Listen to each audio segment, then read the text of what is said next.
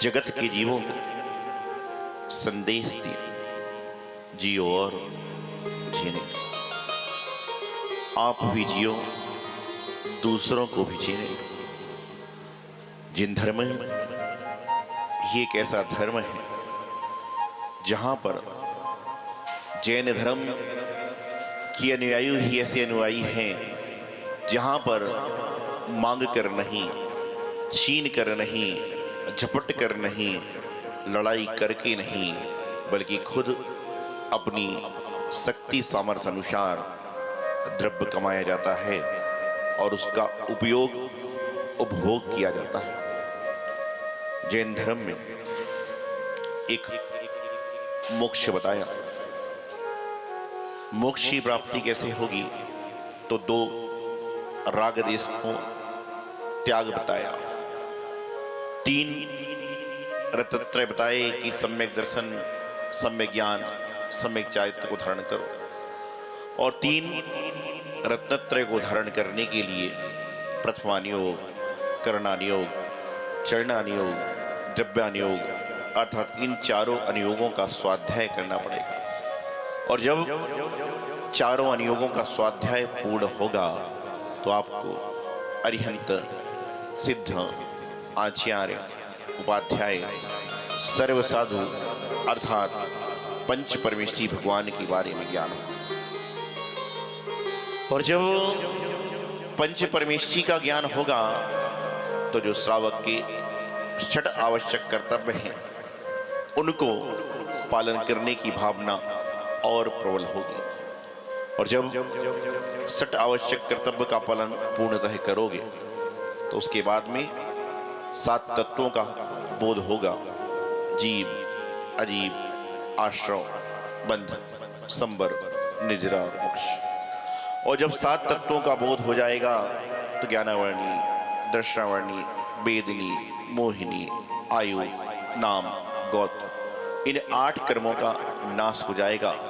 और जब इन 8 कर्मों का नाश हो जाएगा तो निश्चित रूप से 9 पदार्थ की प्राप्ति होने के बाद 10वें नंबर के शीतलनाथ भगवान का दर्शन हो जाएगा। शीतलनाथ भगवान की स्तुति अपने आप करेगा। आज हम अनुयोग तो पढ़ रहे हैं लेकिन उनका अनुकरण नहीं कर रहे हैं। और जो व्यक्ति अनुयोग को पढ़ने के बाद उनका अनुकरण करता है, उनका अनुसरण करता है, उनकी व्याख्याओं को सुनकर अपने जीवन को धन्य मानता है, उस व्यक्ति के जीवन में कभी कोई समस्याओं का आवागमन नहीं होता। आज भी जो जैन धर्म के हिसाब से जी रहे हैं उनको न शारीरिक रोग है न मानसिक रोग है। लेकिन वो जैन धर्म में हैं लेकिन जैन धर्म के हिसाब से जीवन नहीं जी रहे, उनको शारीरिक रोग भी है, मानसिक रोग भी है, धन का रोग भी है और द्वेष का रोग भी है। संसार क्या है? आचार्य कहते पूज्यपाद स्वामी इष्टोपदेश ग्रंथ दिग्देशे खगायन्ते संवसन्ति नगे नगे 100 कार्य बसादन्ति देशे दिक्षु लगे लगे। आचार्य पूज्यपाद स्वामी कह रहे हैं संसार क्या है? संसार एक बट वृक्ष के समान है।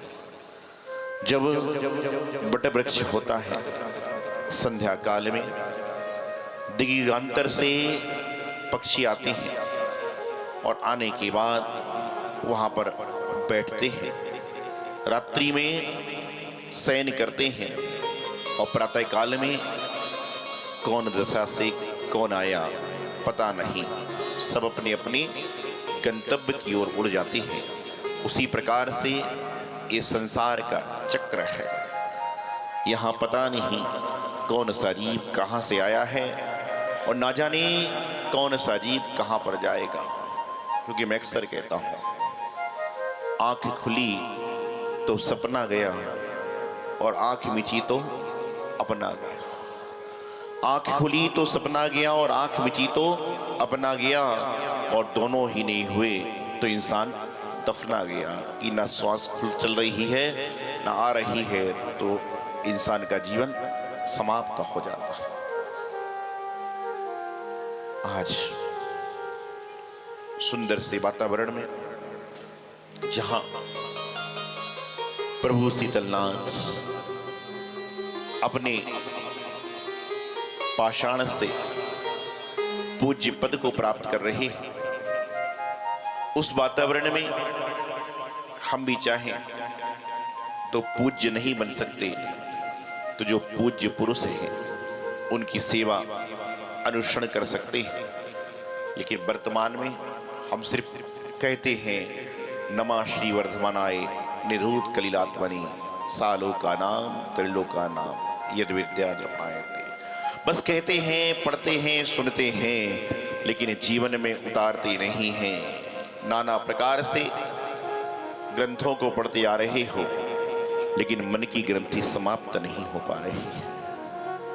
नाना प्रकार से अनेक किताबों को घर में सजा के रखा हुआ है, लेकिन किताब के पन्ने पलट नहीं पा रहे हैं, इसलिए जीवन में भटक रहे हैं। जो व्यक्ति किताबों के पन्ने को दिन में एक बार भी पलट कर देखता है, एक अक्षर एक शब्द भी पढ़ता है, उसका जीवन भटकता नहीं है, उसका जीवन उलझता नहीं है, उसका जीवन परेशान नहीं होता है। क्योंकि परेशानी, उलझने, भटकने समाप्त होती हैं तो ये जयेंद्र भगवान की शरण में हुआ करती है। और जयेंद्र भगवान की शरण ही एक ऐसी शरण है, अन्यथा शरणम नास्ति तौमेव शरणम मम तस्मात् कारुण भावेन रक्ष रक्ष जनेश्वरा, रक्ष रक्ष जनेश्वरा। ये सारी शरण समाप्त हो जाती हैं। उस समय मात्र चत्तारी शरणम पहुंच, अर्हंते शरणम पहुंच, सिद्धे शरणम पहुंच, साहु शरणम पहुंच, केवली प्रणतो धम्मो शरणम पहुंच। अर्थात चार ही शरण जीवन में शरण है, बाकी सारी शरण नहीं है, आपको शरण का आभास करा रहे हैं। कहते हैं जीवन में मित्र अनेक हैं, लेकिन वह मित्र कोई पिकनिक वाला है, कोई पार्क वाला है, कोई कहीं वाला है, लेकिन जीवन में सच्चा मित्र तो वह है कि जो आपके पास तकलीफ होने पर ना आए, बल्कि आपके जीवन में ऐसा कार्य करे कि मित्र के जीवन में तकलीफ ही ना हो। वही आपके जीवन का सच्चा और वास्तविक मित्र है। और वह मित्र होते हैं देव शास्त्र गुरु। वह ऐसे होते हैं कि वह अपने शिष्यों, भक्तों की व्यवस्था को देखते हैं कि कैसा मेरा भक्त है, कह रहा मेरा शिष्य है, कैसा जीवन उसका है, क्या जीवन में उसे चाहिए, क्या जीवन में उसे मैं प्रदान करूं, यह सोचता है। वर्तमान में 7 आश्चर्य बताए जाते हैं, 7 वंडर वर्ल्ड में है, लेकिन यदि कोई पूछता है कि 8वां आश्चर्य क्या है, तो सभी लोग कहते हैं जैन धर्म दिगंबर धर्म ही 8वां आश्चर्य है। इसके आगे सारे आश्चर्य नतमस्तक है। दिगंबर ही सबसे बड़ा वंडर है, क्योंकि जो 7 अजूबे हैं वह मात्र स्थायी है, लेकिन दिगंबर जो है वह 8वां अजूबा है और स्थायी नहीं है, अस्थायी है। आज यहाँ, कल वहाँ, परसों यहाँ। हिंसा के, द्वेष के, लूट खपोट के वातावरण में अहिंसा रूपी चिराग को जलाते जाइए, और जो अहिंसा रूपी चिराग को जलाता है उसका जीवन निश्चित रूप से ग्रहणीय हो जाता है, और ग्रहण करके जीवन का कल्याण हो जाता है। ओम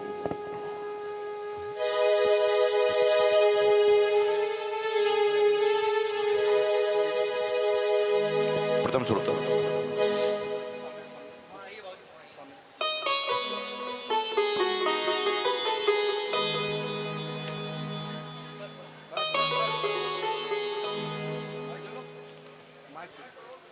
हे भगवान नमोस्तु क्रॉस करो नमोस्तु। रवि जी आप घूमते रहो कैमरा लेकर। हे भगवान नमोस्तु नमोस्तु। हे भगवान परम पूज्य आचार्य श्री सौभाग्य सागर जी महाराज सत्संग का 2024 का वर्षा योग करमपुरा में कैसे हो सकता है?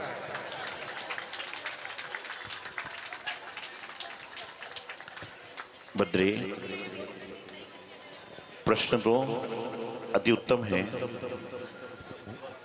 जब आप थोड़ा सा प्रयास करते हो तो जिन मंदिर का छोटी सी जगह में बहुत बड़ा निर्माण करा लेते हो और थोड़ा सा प्रयास करते हो तो पंचमेरु की 80 प्रतिमाएं हैं जो 80 दिन से भी कम समय में स्थापित कर लेते हो।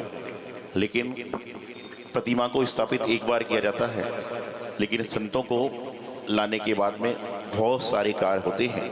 प्रतिमा स्थापित एक बार हो जाती है फिर वो कुछ नहीं कहते, लेकिन संत जो हैं और आते भी हैं, कुछ कहते भी हैं, कुछ सुनते भी हैं और कुछ सुनाते हैं। छोटा सा प्रयास किया तो जिन मंदिर का निर्माण करा लिया, गुरुओं का आशीर्वाद प्राप्त किया, भगवान का मंदिर बना लिया और आप और पूरी समाज प्रयास करेगी तो कभी ना कभी कोई ना कोई दिगंबर संत का चतुर्मास जरूर आपको मिल सकता है। नमोस्तु भगवान नमोस्तु।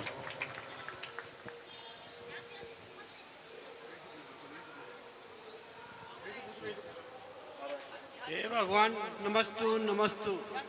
हे भगवान आज की युवा पीढ़ी को धर्म मार्ग पर कैसे लगाया जा सकता है? देखिए, बड़ा विचारणीय प्रश्न है और प्रश्न भी पूछ रहे हैं बुजुर्ग आदमी कि आज की युवा पीढ़ी को धर्म से कैसे लगाया जाए। चिंता है कि धर्म कैसे संभलेगा, कैसे होगा। तो आज की युवा पीढ़ी को धर्म से लगाना है तो कुछ काम आप उनसे करवाना चालू कर दीजिए। सारे काम हम ही करेंगे तो दूसरा आके मंदिर में करेगा क्या? गुरुओं के पास आकर करेगा क्या? अन्यत्र जगह कर करेगा क्या? इसीलिए युवाओं को भी आगे लाना है तो वह जैसे चाहते हैं उस हिसाब से उनको धर्म मार्ग में, जिनवाणी माँ के उसमें सत्यता में, सभ्यता में लाने का प्रयास करें और उनको उनके हिसाब से कार्य करने दें। आज निश्चित रूप से आपने पिछले 8 साल में जो 2 बड़े बड़े कार्य किए हैं वह निश्चय रूप से 80 से लेके 8 साल तक के सबको लोगों को साथ में काम किया।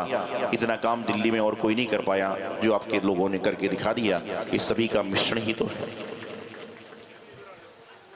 हे भगवान,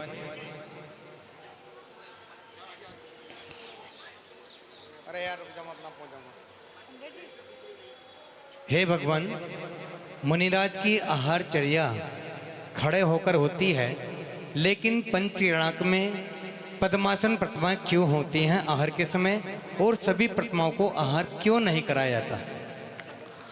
देखिए, प्रश्न उत्तम है और पंचगणाक आदि जो क्रिया होती है वह एक व्यवस्था मात्र है। ऐसा नहीं है कि सारी प्रतिमाओं के आहार नहीं हो सकते। आजकल कई जगह 24-24 भगवान के कल्याणक होते हैं और वहाँ पर 24-24 भगवान आहार को निकलते ही हैं। लेकिन जो एक व्यवस्था है कि विधि नायक प्रतिमा, अर्थात पिछी का मंडल भी एक ही प्रतिमा को रखे जाते हैं, आहार भी उनका एक ही कराया जाता है और अन्यत्र भी कराया जाता है। और जो प्रश्न है ये प्राचीन काल से, जब से हमने पंचनाग देखे हैं 25 साल के साधु जीवन में, आपने भी देखे हैं और जहाँ तक लोगों ने देखे हैं कि जो विधि नायक प्रतिमा होती है उस पर ही सारे संस्कार होंगे, उसी पर सारा गुणारोपण होगा, अन्य सारी प्रतिमाएं होंगी। जो यदि हम खड़गासन में ही आहार दिखाते हैं तो हमेशा हमें खड़गासन प्रतिमा को विधि नायक बताना पड़ेगा और उसकी व्यवस्था बनाना पड़ेगी। इसलिए गुरुजनों ने या जो विद्युत वर्ग है, प्रतिष्ठाचार्य गण हैं, आप स्वयं प्रतिष्ठाचार्य हो, अन्य सारे लोगों ने ये एक मार्ग निकाला है कि एक दृश्य दिखाना है, क्योंकि सभी जानते हैं प्रतिमा तो आहार लेती नहीं है, मात्र उनकी प्रतिकृति को हम लोगों को आहार का बोध हो, आहार का ज्ञान हो कि कैसे भगवान आहार को निकले। क्योंकि निश्चित बात है कि जब साधु महाराज के पर्याय में वह आहार को निकले होंगे दीक्षा के पहले, तो उन्होंने खड़गासन में ही आहार लिया होगा, पद्मासन में तो कोई आहार लेता नहीं है, लेकिन ये उनकी प्रतिकृति है। क्योंकि देखिए मोक्ष गए हैं, 3 भगवान अलग अवस्था से गए, 21 भगवान अलग अवस्था से गए, लेकिन हर तरह की भगवान की प्रतिमा खड़गासन पद्मासन की मिलती है। तो एक तो मात्र भक्ति मार्ग है कि हम उनका आहार करवा रहे हैं, इसलिए उसमें कोई संकल्प विकल्प नहीं है। जैसे गुरु विराजमान होते, गुरु आज्ञा, प्रतिष्ठाचार्य का निर्देश और एक जैसी व्यवस्था होती है, उस हिसाब से करने का प्रयास करना चाहिए। हे भगवान नमोस्तु नमोस्तु नमोस्तु।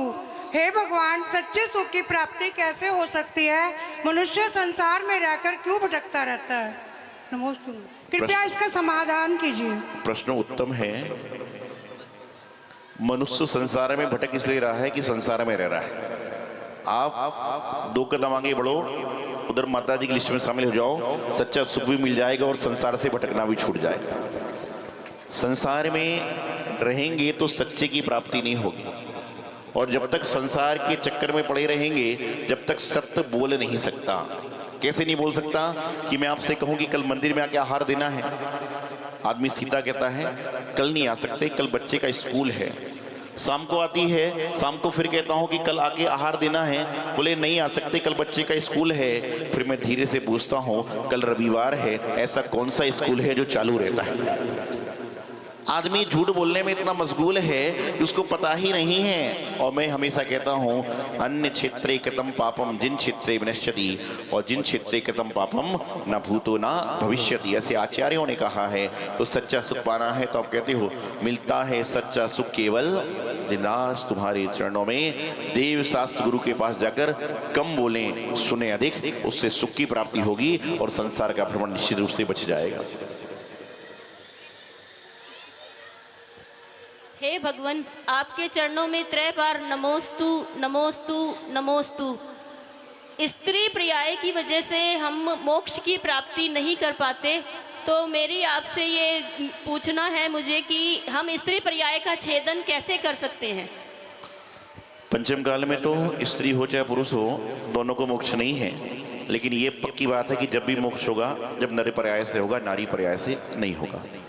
तो स्त्री पर्याय का छेदन करना है और अगली पर्याय नर पर्याय हो, तो ये भाव बनाना चाहिए कि हम देव शास्त्र गुरु की सेवा करें, परोपकार के कार्य करें, सदाचार के कार्य करें, और हमारे द्वारा ऐसे कार्य हों जिससे कि हमें अगले आने वाले समय में मनुष्य पर्याय मिले, जैन कुल मिले, और जैन कुल में हम नर पर्याय को प्राप्त करें, मुनि दीक्षा लें और आने वाले समय में मोक्ष सुख की प्राप्ति करें। ऐसे भाव अभी से बनाना चाहिए कि हे भगवान, अगला जन्म मिले तो सिर्फ जिन धर्म मिले और जिन धर्म में नर पर्याय मिले, ये भावना भाना ही चाहिए।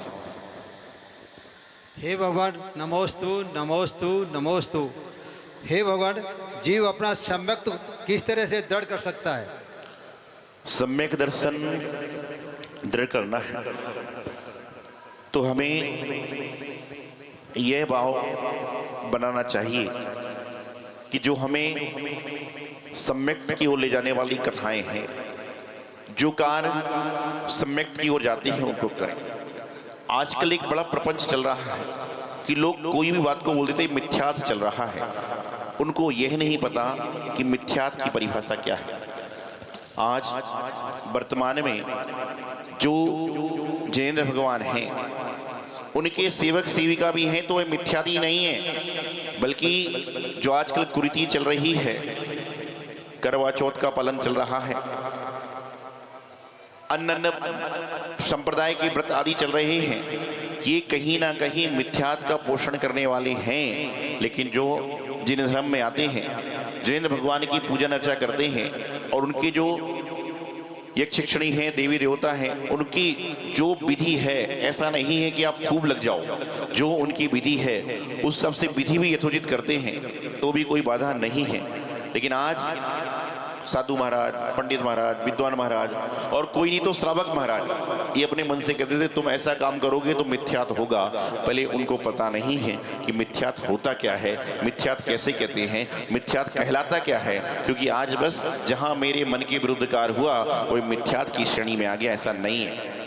बहुत सारी चीजें हैं, मुझे नमकीन पसंद नहीं है, लेकिन जो नमकीन खाता है वो गलत है ऐसा नहीं है। मुझे नमकीन पसंद नहीं, मैं उससे दूर रहता हूँ। उसी प्रकार से सम्यक दर्शन को दृढ़ करना है तो आपको हमेशा जो सम्यक वर्धनी क्रिया है, भगवान की उपासना, गुरुओं के आहार, गुरुओं के विहार, जिनवाणी की सेवा और इन सबसे ज्यादा दूसरों की निंदा, पर निंदा से जितना बचोगे, पर निंदा जितनी नहीं सुनोगे, पर निंदा जितनी नहीं करोगे, उससे आपका सम्यक दृढ़ होगा। क्योंकि जिसका सम्यक दृढ़ हो जाता है वह कभी किसी की निंदा नहीं करता और कभी किसी की निंदा नहीं सुनता है। और निंदा सुन रहा है मतलब कहीं न कहीं दूषण उसके जीव में लग रहा है। तो सम्यक दर्शन को शुद्ध करना है तो क्या करना पड़ेगा? अपनी विशुद्ध भाव रखो, शुद्ध भाव रखो, शुभ भाव रखो। ठीक है, जिसकी जो क्रिया है वो करता रहेगा, क्रिया करने का अधिकार सबको है, धर्म सबका है, धर्म के अनुरूप सारे कार्य करते हैं। हम तो विधि बता सकते हैं, चलना न चलना आपका काम है। तो अपने श्रद्धान को मजबूत रखो, क्योंकि आपका श्रद्धान मजबूत होगा तत्व श्रद्धा नाम सम्यक दर्शनम, कि आपका तत्व पर श्रद्धा सही होगी तो आपका सम्यक दर्शन अपने आप मजबूत होगा, दृढ़ होगा, सारा काम संपूर्ण। हे भगवान नमोस्तु नमोस्तु नमोस्तु। हे भगवान, पंच कल्याणक महामहोत्सव में माता पिता बनने का क्या फल होता है? देखिए, पंचांग बनने महोत्सव में माता पिता बनने का सबसे बड़ा सुफल तो ये है कि तुम्हारी पत्नी वैसे बिना सहारे के चल नहीं पाती थी और यहाँ पर बिना सहारे के दौड़ दौड़ के भक्ति कर रही है। सबसे बड़ा पुण्य तो यही है, सबसे बड़ा फल तो यही है कि जब आदमी भगवान के पास भी जाता था तो सहारा लेकर जाता था, लेकिन यहाँ पर प्रतिमा लेकर ऐसे हो रहा है जैसे सब कुछ संपदा मिल गई हो। और पंचराग में माता पिता बनना अर्थात अपने जीवन को बहुत बड़ी ऊंचाइयों की ओर ले जाना, बहुत बड़े जीवन के पुण्य को प्राप्त करना, बहुत बड़े अपने जीवन में शुद्धि विशुद्धि को प्राप्त करना। और पंचराग में माता पिता बनना तो आसान है, लेकिन माता पिता के जो क्रिया है, नियम है, संयम है, उसको निभाना बहुत कठिन हो सकता है कि पूर्व जन्म में कभी ना कभी आपकी कोख से कोई संतान लेकर मुनि आरिका भी बनी हो तो कोई बड़े आश्चर्य की बात नहीं है। क्योंकि जिनकी कोख से मुनि आरिका बनते हैं वही आगामी भविष्य में भगवान के माता पिता शौधर्म कुबेर इंद्र आदि बने, तो भी कोई बड़े आश्चर्य की बात नहीं है। जो और आज बन रहे हैं वो भी हो सकता है कि भविष्य में आज भगवान के माता पिता बने हो सकता है कल भगवान के समुषण में भी पहुंच जाओ, तो कोई बड़े आश्चर्य की बात नहीं।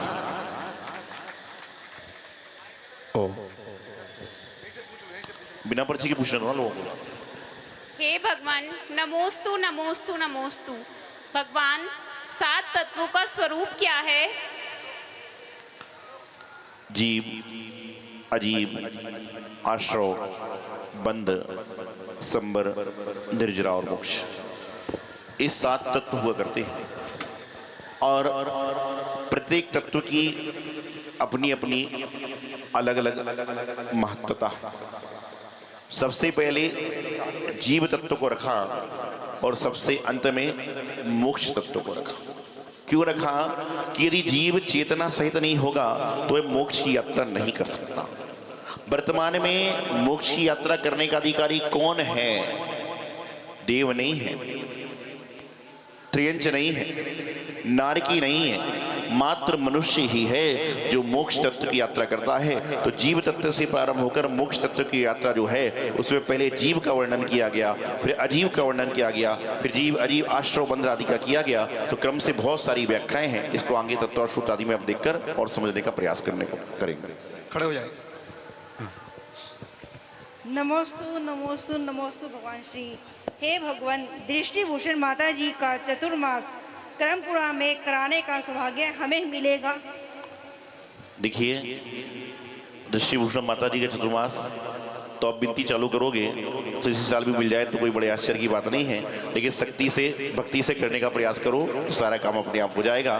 और क्रमपुरा वालों को तो जो चीज़ वो चाहते हैं हमारे छुल्लक जी और भूषण जी ने प्रेरणा से ऐसी बेदी बनवाई है कि वहाँ पर खड़े होकर सच्चे मन से चाहते हैं, सारे काम उनके अपने आप हो जाते हैं। एक बार सच्चे मन से भावना भाइये, चतुर्वास भी हो जाएगा, वाचना भी हो जाएगी और सारे काम भी हो जाएंगे। हे भगवान नमोस्तु नमोस्तु नमोस्तु। हे भगवान, जीवन में हर दिन उतार चढ़ाव क्यों होता है?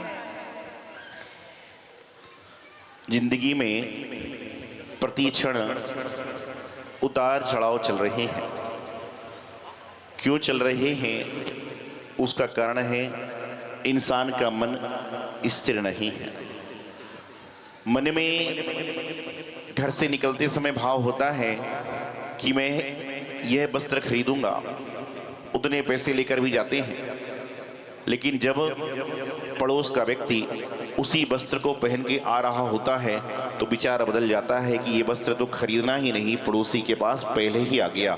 और दुकान पर जाते जाते उससे डबल कीमत का भी होता है तो उसको देखकर मन विचलित होने लग जाता है कि मुझे यह वस्त्र खरीदना है। और यही जो आपका मन का विचलित होना है वही आपका उतार चढ़ाव कहलाता है। जिस प्रकार से आप मंदिर में आते हो, यहाँ कोई विकल्प नहीं है। मंदिर में आदिनाथ भगवान है, उनके सामने शुचि निर्मल वाला अर्घ चढ़ाना है तो उतार चढ़ाव नहीं है। और हमेशा मैं एक बात कहता हूँ कि मन यदि स्थिर होता है तो मात्र मंदिर में होता है, क्योंकि मंदिर शब्द है माँ ना दा और रा। दर कहते हैं उतार चढ़ाव को, दर बढ़ती है और मन मतलब मन की जहाँ पर स्थिरता हो जाती है, मन की स्थिति समान हो जाती है, उसका नाम मंदिर है। और जीवन में आपके ऐसे कार्य हो रहे हैं कि नित्य प्रति आपको उतार चढ़ाव मिल रहा है। उसका कारण है कि हमारी सोच सही नहीं, हमारी सोच विकट है, और सोच विकट है इसलिए संकट निकट है। तो सोच को सही करें, संकट आपके निकल जाएंगे, संकट विकट दूर हो जाएंगे और मन का स्थिरता प्रदान हो जाएगी। मन स्थिर होगा कैसे? जब आपके आसपास के चारों ओर के लोग अस्थिर हैं, आपके आसपास का वातावरण अस्थिरता से भरा हुआ है। घर से सोच के आते हैं कि आज तो मैं महाराज का पूरा प्रवचन सुनकर जाऊंगी, लेकिन यहाँ पर 10 के 11 बज गए, कल सुन लेंगे, नहीं तो रात को टीवी में तो आ ही जाएगा, वापिस चले जाते हैं। यही तो आपके मन को अस्थिर कर देता है। और जो संकल्प करके आता है कि मुझे तो सुनना ही है, चाहे शाम की 5 बज जाए, उसका मन अस्थिर होता ही नहीं है। मन में विकल्प है, स्थिरता है, मन में संकल्प है, स्थिरता है। तो मन को संकल्पित करें, स्थिरता जीवन में आएगी, उतार चढ़ाव से बचाओ।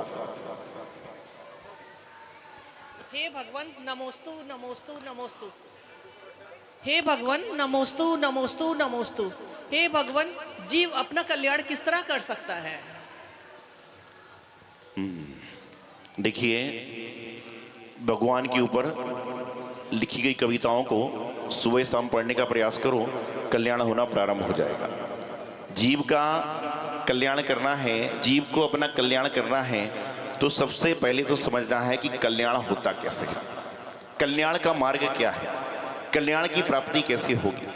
मंदिर में आके एक थाली से दूसरी थाली में चावल चढ़ाने में मात्र से कल्याण नहीं होगा, बल्कि मंदिर आते समय जो हाथ में चावल लेकर आ रहे हो और रास्ते में कोई भूखा मिल गया और पूरे चावल उसके कटोरे में उड़ेल दिए तो भगवान अति प्रसन्न हो जाएंगे कि ये बंदा निश्चित रूप से कल्याण का इच्छुक है। लेकिन मंदिर में आने के बाद हमारी चावल की थाली में से 2 दाने किसी ने उठा लिए तो उसको आंखें निकाल कर ऐसे देखते हैं, पता नहीं कत्ल कर देगा। हमारी सीट पे कोई बैठ गया तो उस समय लगता है पता नहीं इसे कौन सा बड़ा अपराध कर दिया।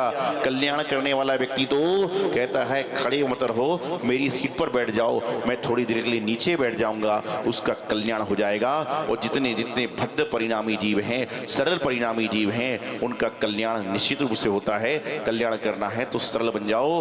पानी सरल है, पानी सरल है, इसलिए पानी को ना तो चट्टान रुक पाती है ना पेड़ रुक पाता है, क्योंकि जो सरल होता है उसका कल्याण निश्चित रूप से होता है, और जो कठिन होता है उसका कल्याण कभी नहीं हो सकता। तो कल्याण पाना है तो जीवन में सरलता को स्थान दीजिए।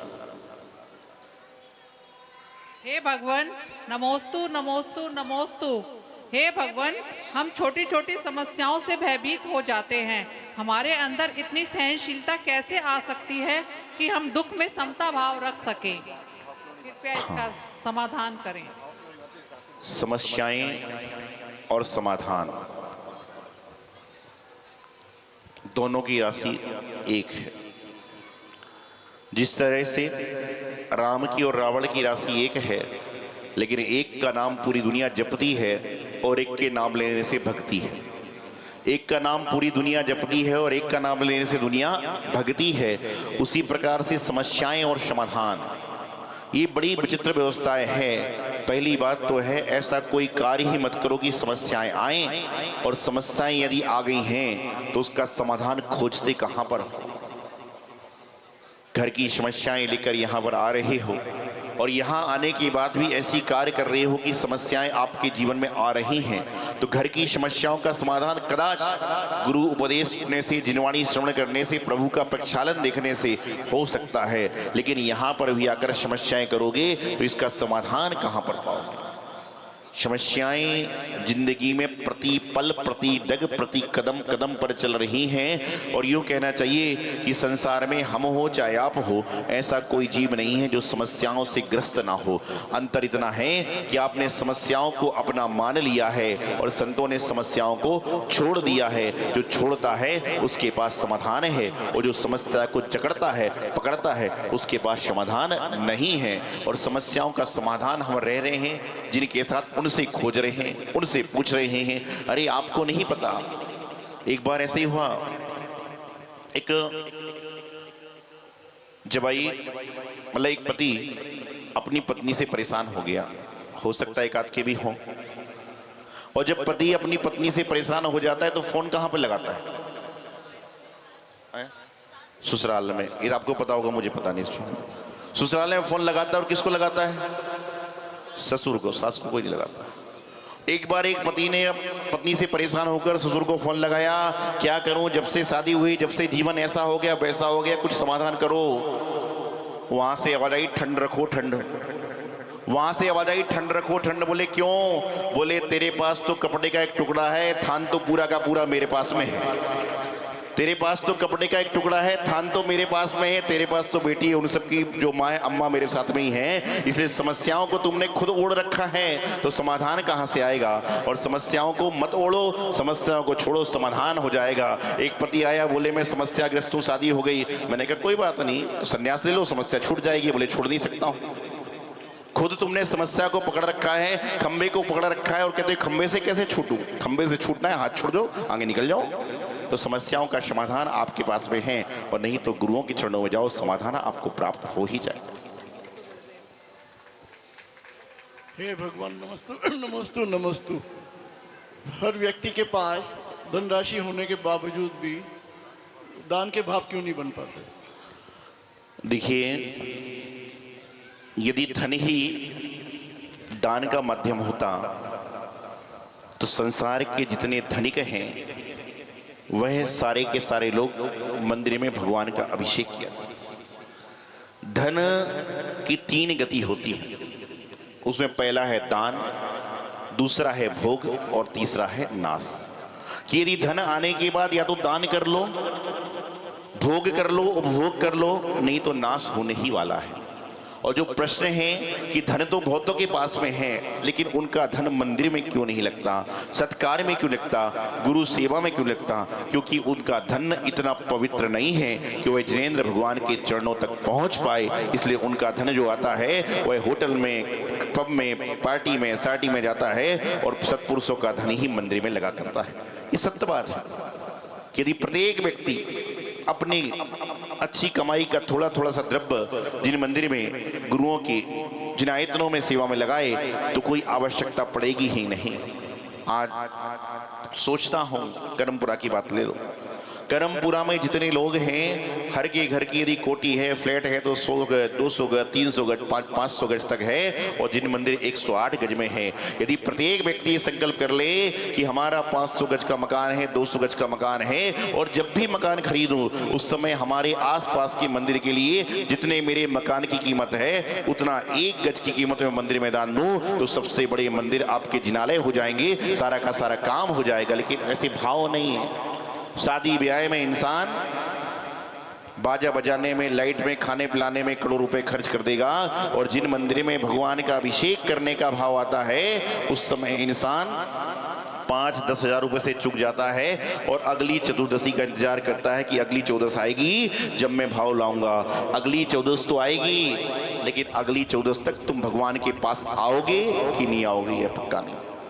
और गुरुदेव हमेशा कहते थे कि धन के बारे में बताते थे कि जोड़ गया सिर फोड़ गया, जोड़ गया सिर फोड़ गया, जोड़ता गया मेरे बच्चों का क्या होगा, मेरी बच्ची का क्या हो गया, तुम तो गए भाइयों बहनों की राखी बंद हो गई। दिल्ली में बहुत देखता हूँ केस, दिल्ली जोड़ गया सिर फोड़ गया और गाड़ गया झक मार गया, कि कई बार अंडरग्राउंड कर गए, वो चला गया सारा समाप्त। जोड़ गया सिर फोड़ गया, गाड़ गया झक मार गया, और जो दे गया सो ले गया। समझ के चलना कि जो दे जाता है वह ले जाता है। तो जितने धनिक हैं, मैं ये नहीं कहता कि तुम अपने धन को पूरा धर्म में लगा दो, लेकिन इतना जरूर कहता हूं कि धन की शुद्धि करना है तो उसका कुछ हिस्सा अपने जिन मंदिर में, गुरु दर्शन में, गुरु सेवा में, जिनवाणी के प्रकाशन में, जिन आयतनों में जो सप्त क्षेत्र दान के रहने सारे में बताए, वहां पर लगाइए। एक बार ऐसे ही हुआ, एक बहुत पैसे वाला आदमी, बहुत पैसे वाला आदमी,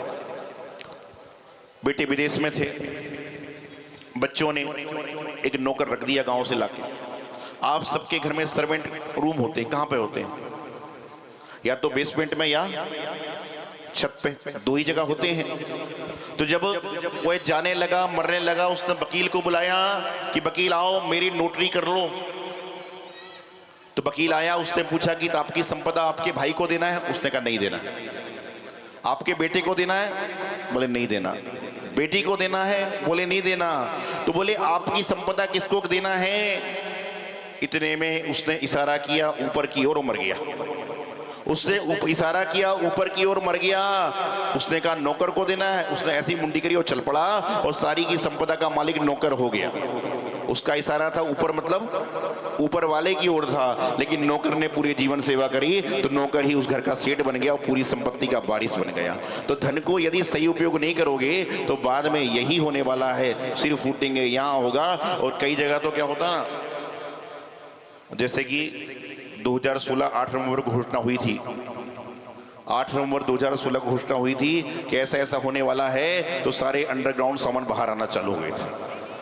तो इसलिए ध्यान रखिए, धन का सदुपयोग करना है, धन का सदुपयोग करें। और जो प्रश्न है कि धन है लेकिन द्रव्य क्यों नहीं लग रहा, धन तो है लेकिन उनका पुण्य नहीं है। जिसका पुण्य है उनका द्रव्य जिन मंदिर के अंदर है, और जिनका पुण्य खराब है, पाप कर्म का उदय है, उनका पैसा खाने पीने में इधर उधर लग रहा है, परोपकार में उसका पुण्य होता है, उसका ही द्रव्य लगता है। हे भगवान नमोस्तु नमोस्तु नमोस्तु। हे भगवान, देवशास्त्र गुरु की भक्ति करने का क्या फल होता है? देखिए, देवशास्त्र गुरु की सच्ची भावना से भक्ति करने से इंसान कहां से कहां पहुंच सकता है, इसका उसको अंदाजा भी नहीं है। आपने स्वयं ने कल छोटी सी भगवान की भक्ति करने का प्रयास किया तो सैकड़ों लोगों के बीच में आकर सबसे पहले अन्नापेषण का भाग्य, सौभाग्य आपको प्राप्त हुआ। ये भक्ति का ही तो फल है।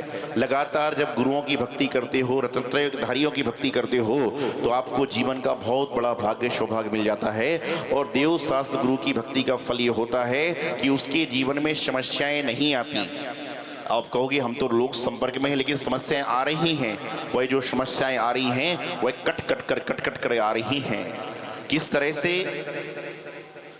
से एक बार एक व्यक्ति ने परमात्मा को प्रसन्न कर लिया, और प्रसन्न करने के बाद कहा कि परमात्मा, मैं चाहता हूं कि आप मेरे साथ में रहना, हमेशा मेरे साथ में रहना। का परमात्मा ने कहा तथास्तु, तुम्हारे साथ रहूंगा।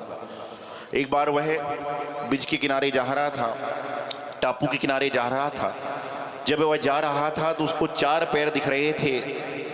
उसने कहा देखो परमात्मा मेरे साथ में हैं, क्योंकि 2 पैर मेरे हैं और 2 पैर परमात्मा के हैं। अचानक बाढ़ आने लगी, वह दौड़ दौड़ के जाने लगा। वह देखता है कि मेरे 2 पैर ही दिख रहे हैं, देखो परमात्मा ने मुझे धोखा दे दिया। उसने मंदिर आकर कहा परमात्मा जी, मैं सोचता था कि धोखा मनुष्य देते हैं, लेकिन परमात्मा भी धोखा देते हैं। उसने कहा बेटे ऐसी बात नहीं है। बोले कैसी बात है? जाते समय तो मेरे साथ में आप भी थे, आते समय मेरे साथ नहीं थे। बोले कैसे नहीं था? जाते समय 4 पैर दिख रहे थे, आते समय 2 पैर दिख रहे थे। तो परमात्मा ने कहा तू पीछे मुड़कर देख। उसने पीछे मुड़कर देखा तो इतना ऊपर सागर का उछाल आ गया कि आदमी क्या, बड़ी बड़ी बिल्डिंगें डूब रही हैं। तो परमात्मा ने कहा जो दो पैर दिख रहे थे वह परमात्मा अर्थात मेरे ही पैर तो थे, मैंने तुझे गोद में उठा के दौड़ लगा दी थी कि मेरा भक्त ना डूब पाए। परमात्मा जिसको गोद में उठा लेते हैं उसको जो दो पैर दिखते हैं वह परमात्मा कह दिखते हैं। तो देव शास्त्र गुरु की भक्ति का फल यही होता है कि जीवन में संकट आता ही नहीं, और आता भी है तो जल्दी निपट जाया करता है। हे भगवान नमोस्तु नमोस्तु नमोस्तु। हे भगवान, हमारे 24 तीर्थंकर हैं और सभी के चिन्ह हैं, ये चिन्ह उन्हें कैसे मिले और क्यों? देखिए, जब भगवान के चिन्ह आदि की घोषणा होती है, अन्य सारी बातें होती हैं। इसमें एक प्रश्न ऐड और भी हो सकता है कि 24 भगवान में जो चिन्ह हैं वह सिर्फ त्रियंचों के हैं, वृक्ष के हैं, मनुष्यों के क्यों नहीं? एक प्रश्न ये भी ऐड कर सकते हैं। तो यहाँ पर बात इतनी सी है कि जिनके चिन्ह हैं वह तीर्थंकर नहीं बन सकते, और मनुष्य का चिन्ह इसलिए नहीं है कि मनुष्य के अंदर योग्यता है कि वह आज नहीं कल, कल नहीं परसों त्रियंच से तीर्थंकर की यात्रा कर सकता है। और जो उनके चिन्ह हैं सौदर्मिंद्र दिखता है और सारे के सारे चिन्ह आदि को बताने का प्रयास पांडुस्लभ अभिषेक आदि होता है, उस समय अंगूठे में देखता है और देखकर वहां पर उनके पैर के अंगूठे को देखकर घोषणा कर देता है। इसको ऐसा समझना चाहिए। ज्योति ज्योति पूछो, और जनरल जिसको पूछना पीछे से भी दे दो ना सबको।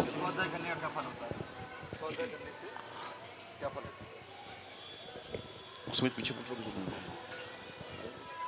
हे भगवान नमोस्तु नमोस्तु नमोस्तु। हे भगवान, स्वाध्याय करने का क्या फल होता है, कृपया वो समझाएं। स्वाध्याय परम तपः। स्वाध्याय 100 प्लस अध्याय, अर्थात जो हमारा खुद का अध्याय है उसका नाम स्वाध्याय है। और जो व्यक्ति नित्य प्रति स्वाध्याय करता है वह कठिन समय में भी घबराता नहीं है और सुख वाले समय में भी इतराता नहीं है, क्योंकि उसको पता होता है कि यह वक्त भी बदल जाएगा, यह समय भी निकल जाएगा, यह समय भी गुजर जाएगा। और जो स्वाध्याय करता है निश्चित रूप से वह अपने जीवन के अध्याय को अच्छा बना लेता है, सच्चा बना लेता है, सुख में शांतिपूर्वक बना लेता है। तो जीवन में स्वाध्याय को करते रहेंगे तो कभी ना कभी हमारे जीवन में अपार सुख शांति की प्राप्ति जरूर हो। हे भगवान, आपके चरणों में त्रिबार नमोस्तु नमोस्तु नमोस्तु। भगवान, मेरा प्रश्न मेरी भावना की एक पंक्ति से है कि गुणी जनों को देख हृदय में मेरे प्रेम उमड़ आवे, लेकिन ऐसा देखने में नहीं आता है। ये चाहे जो प्रतिमाधारी हो या हम साधर्मी हो या श्रावक जन हो, लेकिन ये ऐसा व्यवहार में देखने में नहीं आता है। ये सिर्फ पंक्ति में ही जितने जैसे पढ़ जाते हैं, तो ऐसा क्यों होता है? देखिए, प्रश्न बड़ा उत्तम है श्राविका जी आपका। गुणी जनों को देख हृदय में मेरे प्रेम उमड़ आ जाए। आज बिल्कुल सही बात है कि गुणी जनों को देखकर प्रेम नहीं उमड़ रहा, उनके आदर सत्कार के भाव नहीं हो रहे। उसका कारण है कि जो गुणी जन हैं उनके हम गुण को नहीं देखते, उस व्यक्ति को देखते हैं। यदि आप गुण को देखोगे तो आपको गुण ही गुण नजर आएंगे, लेकिन आप गुणी जन में उस व्यक्ति को देखते हो। यदि पड़ोसी से बैर है और उसने कहीं पर कोई बोली ले ली तो अरे ये तो गलत पैसे कमाता है इसलिए ले ली, इसलिए गुण नहीं दिखते। और यदि पड़ोसी में अच्छाई है तो गलत कार्य करके भी काम कर रहा है, नहीं गलती हो गई होगी, आपके जो चश्मे का नंबर है वह गलत है, आपके चश्मे का मापदंड गलत है। यदि हमारी अंतरंग से भावना होगी तो हमारे को हर जीव में गुण दिखेंगे। आप तो इंसान की बात करते हो, लोग चींटी को देख के भी गुण प्राप्त कर लेते हैं। क्यों? क्यों चींटी उड़ती है, गिरती है, उड़ती है, गिरती है, लेकिन चढ़ना नहीं छोड़ती। उसी प्रकार से वर्तमान में एक बात और भी है, जैसा खाओ अन्न वैसा होवे मन। खा रहे हो अन्न कैसा, पता नहीं कौन कौन सी चक्की का कब कब का पिसा हुआ, कहाँ कहाँ का ला रहे हो, कहाँ कहाँ के मसाले खा रहे हो, और उसके बाद में गुण ग्रहण के भाव आएंगे कहाँ से? गुण ग्रहण के भाव तो तब आएंगे जब हम गुणी जनों की संगति में रहेंगे। हमारी जो संगति है वह गुणी जनों की नहीं अपितु दुर्गुणों की है, दुर्गुणीय लोगों की है, इसलिए हमें गुणी जनों में प्रेम नहीं उमड़ता। गुणीजनों को देखकर गुण ग्रहण के भाव नहीं होते। ये प्रश्न बहुत उत्तम प्रश्न आपका नहीं, ये जन जन का प्रश्न है। और प्रत्येक व्यक्ति अपनी अंतरात्मा में झांक कर देखे, यदि उसको गुणीजन दिखते हैं तो एक गुण ग्रहण का भाव दिखता है। लेकिन आज तो यहाँ पर ये परिस्थिति है कि मंदिर में यदि हमारा कोई विरोधी है, जिससे कोई बैर विरोध हो गया, वो मंदिर में है, तब तक हमारा मन मंदिर में लगता ही नहीं है। अरे आप उसको व्यक्तित्व को मत देखो, बल्कि आप ये देखो उस व्यक्ति को मत देखो, बल्कि उसके व्यक्तित्व को देखो कि वह भगवान का भक्त है। ये आप देखोगे तो आपको गुण ही गुण मिलेगा, प्रेम ही प्रेम मिलेगा, और आपके अंदर सदाचार की भावना, नैतिकता की भावना आएगी। गुरुवर, मेरा एक प्रश्न है कि हम बहुत मुट्ठी भर जैनी हैं, और इसमें भी अलग अलग तरह के जैनी हैं, कुछ दिगंबर, श्वेतांबर, तेरापंथी, स्थानकपंथी, तो ऐसा क्यों है? देखिए, श्रृंगारकारी, तेरापंथी, दिगंबर, श्वेतांबर, श्रृंगारकारी अलग अलग क्यों है? देखिए, हम बात कर रहे हैं जैन समाज के घटकों की, लेकिन मैं तो सोचता हूं कि परिवार में 10-15 लोग होंगे तो उनके सबके विचार अलग अलग हैं। पति का विचार अलग है, पत्नी का विचार अलग है, लेकिन उनका घर एक ही है। उसी प्रकार से जैन धर्म के लोग, उनके विचार कोई भी होवे, लेकिन सबके भगवान महावीर स्वामी तो एक ही हैं। भगवान महावीर स्वामी का चिन्ह एक है, भगवान महावीर स्वामी का संदेश एक है, और 24 भगवान महावीर स्वामी हैं। तो ये तो विचारधारा है, वैमनस्यता है। जब घर में 20 लोग होते हैं, सबके विचार अलग अलग हैं, तो उसी प्रकार तो ये समाज है। और समाज में कुछ व्यवस्थाएं बन गई हैं, कोई दिगंबर मानता है, कोई सितंबर मानता है, कोई दिगंबर में 13 पंथ 20 पंथ मानता है, कोई काजी स्वामी मान रहा है, कोई सोनगढ़ पंथ मानता है, सितंबर में स्थानकवासी आदि आदि मूर्ति पूजक, 13 पंथी श्रृंगारकारी सब मानते हैं।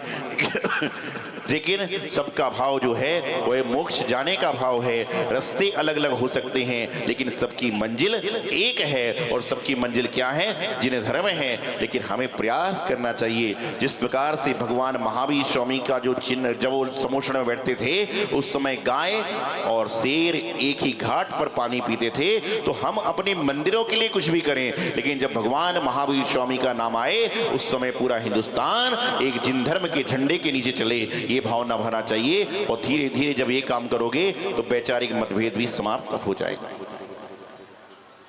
ओम।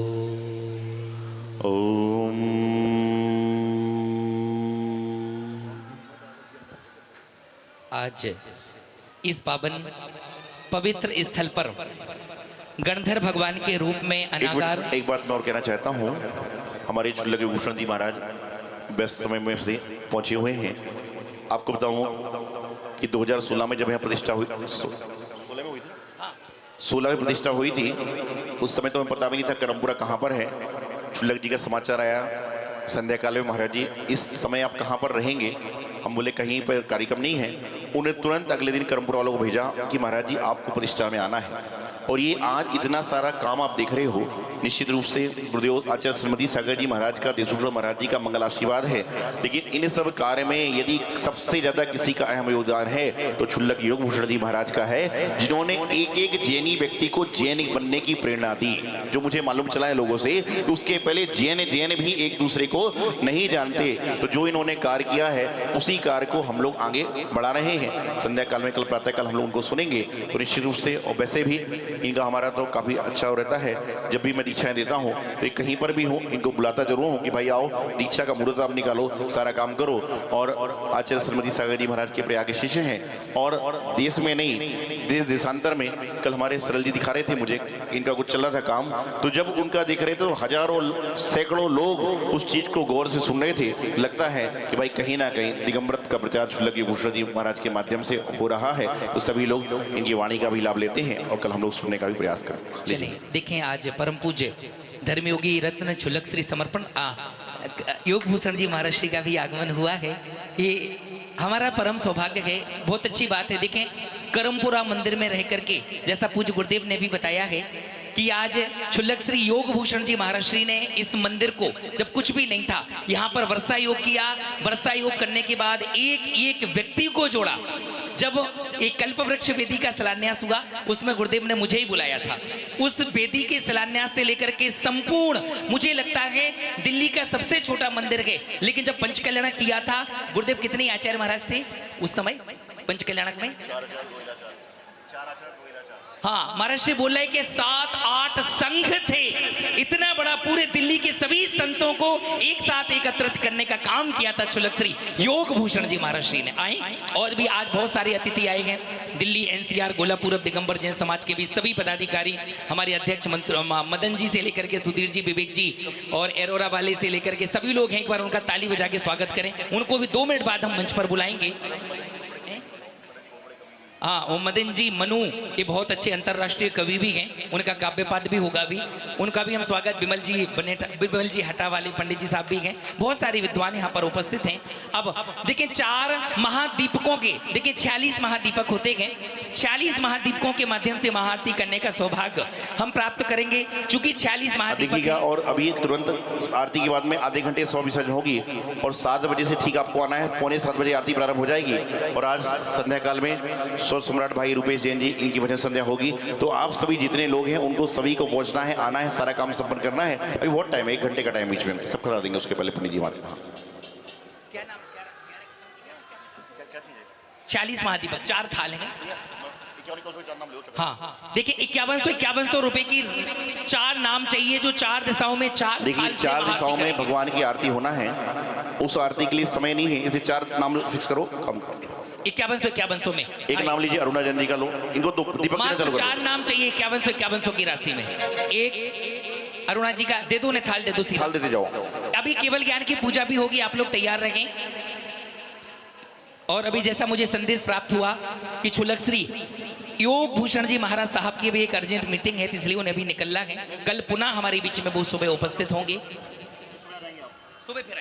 सुबह पुनः हमारे बीच में उपस्थित होंगे। कल उनका एक विशेष वक्तव्य हमारे बीच में होगा। शीघ्रता से 4 नाम 5100 रुपए में चाहिए। एक नाम आ चुका, 3 नाम और ने देखे। केवल ज्ञान के बाद समोषण की विशेष महाआरती है, कोई सामान्य सौभाग्य नहीं है। हाँ, एक लीजिए उनका अमृता। चले, दूसरा नाम आ चुका, ताली बजा के स्वागत करते हैं। अमृता एजेंसी आ जाओ, जिनका नाम है अरविंद जी डीएलएफ, आप आओ साथ में। एक इनका विनीत जी का लीजिए, पंडित जी हो गया, बहुत बढ़िया जी। अमित जी नोएडा, उनकी तरफ से उनकी बहन करेंगी। एक इनका लीजिए, विनीत जी का लीजिए। एक नाम और चाहिए बस खाली। 3 हो गए, एक नाम और दे, अंतिम नाम। पहले पूजा करो, उत्तर नाम आ रहा है। हाँ, चले निकाल ले सीधे। केवल क्या सोधरविंद जी, कुबेर जी, अभी मत, दीपक मत जला, वो भी दीपक नहीं जला, जो जल गया उसको जला रहे, बंद मत करना, है ना। चले केवल ज्ञान की पूजा सीधे। अमृता जी, संजय जी साथ ऊपर आ जाओ। एक नाम इनका किसका लो? नाम श्रीमान रेणु जी, नरेंद्र जी मॉडल वस्त्री। एक बार ताली बजा। हाँ, मोहित जी, नेहा जी, उनके परिवार की तरफ से 4 नाम आ गए। नरेंद्र वाले हैं ये जी। चले केवल ज्ञान कल्याणक महोत्सव की जय। 24 जनवरी तीर्थकारी ज्ञान कल्याणक धर्म। सोदरविंद जी, मंडप पे स्थापना, मंडप पर जाओ अंदर। इन्हीं बहु जीव सुखिया दुख सागर उत्तरम, इनकी चरण पूजा करे इन संबने यह रुचि धर्म। स्थापना के लिए शीघ्रता से मांडने पर आ जाए हमारे चौधर में नायक कुबेर ईशान सानिध्य इत्यादि और स्थापना करें। हाँ, चलिए। ओम ह्रीम श्री विश्वादी वर्मा जना अत्र अवतरी। आरती वालों को बैठा दो, भी आरती दीपक जलाना नहीं है ना, बैठाओ सब अपने अपने स्थान पर रहिए। ओम ह्रीम श्री विश्वादी वर्तमान जना अत्र अवतरी अवतर शंभो श्रुतिया वाहिनम जय हो जय हो।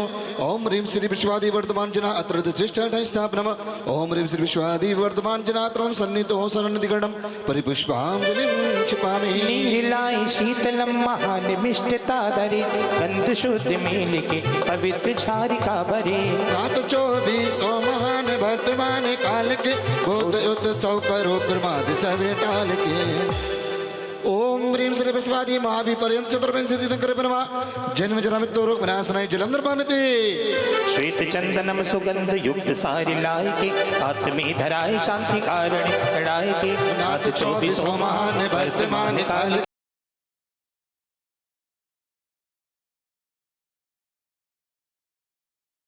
सार्था विनाशनाय चंद्र निर्वामिते।